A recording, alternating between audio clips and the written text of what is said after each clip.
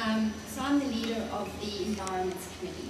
So the Environments Committee is made up of 6 educators from across the school. There is somebody who represents the prep team, I represent the grade 1 team, and the grade 2 team, 3, 4 and 5, 6 team. Anne is the 5, 6 person, so she's also on the leadership, and Hannah is the art teacher, so she represents the specialists. So it's really the idea that whatever gets discussed is then taken back to our team level meetings and is able to be implemented across the school.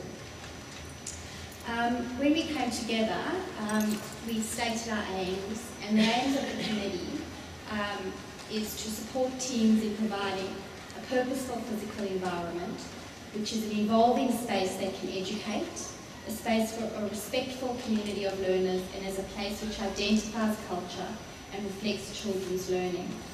So when we talk about purposeful, it's really how do we, the purpose of the spaces have already been identified, but how do we get the teachers and the children to use those spaces in a purposeful way?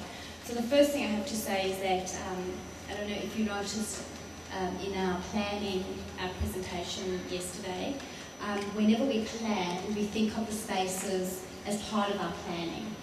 So on our weekly planning guide, any of the workshops or the learning agreement would actually, we would actually have the plan of the room and the spaces in which the children were going to work in mind before we actually, finalise the plan.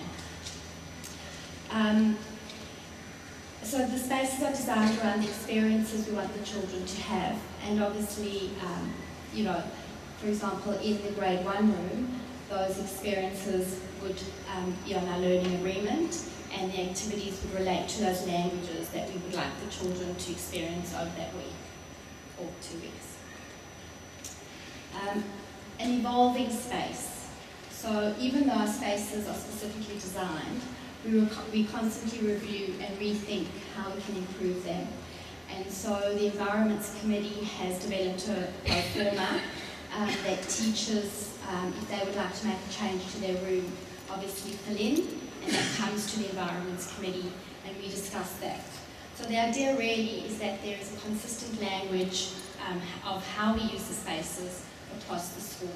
So it's not that a teacher can't move a table or can't move a chair, and so it's not that we need to have ownership over that.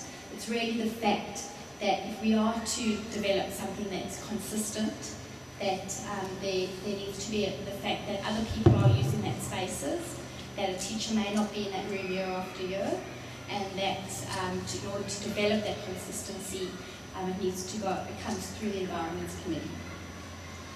It also needs to be a space that can educate. And we talk a lot about, as Mary was discussing, the third layer. And so that third layer for us, which are the things that we put in the space, is constantly discussed amongst the Environments Committee as to how we can actually improve and make that a deep experience for the children. So when they walk into that space, they are engaged, and the space acts as the third teacher and gives them cues as to how and what to use that space for. And so the materials that we provide, there's been a huge amount of thinking behind what materials we put out. And Hannah, the art teacher, has actually created a list of recommended materials in the art spaces, and so teachers order off that list. In terms of the quality of the pencils or the quality of the paints that we provide, or the sizes of the paintbrushes. So a lot of the things have been really carefully thought out, and in terms of consistency, again, there's consistency across the school. A space for a respectful community of learners that identifies culture. In terms of a welcoming area, every neighbourhood has an area where children and families are welcomed. And in terms of it being a respectful space, what we actually have in the spaces provide the cues for those relationships to be built, as Mary was discussing earlier. But it's really up to the teachers as to how they actually maintain those spaces. And and I'm sure everybody can relate to this, but it's a really, really difficult job.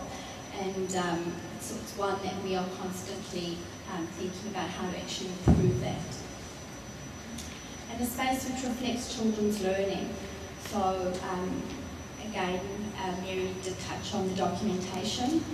And we document in a number of ways. So the final display panels which hang in our shared spaces, such as the gallery space in the entrance, is quite different to the children's learning, the documentation of the children's learning which is up in the neighbourhoods. And again, we as a team have looked at the differences and are trying to develop some kind of guidelines to discuss with staff. We have presented also at staff conferences, so we would look at how to set up a publication. We have learning walks, and our staff meetings that the Environments Committee run are quite regular.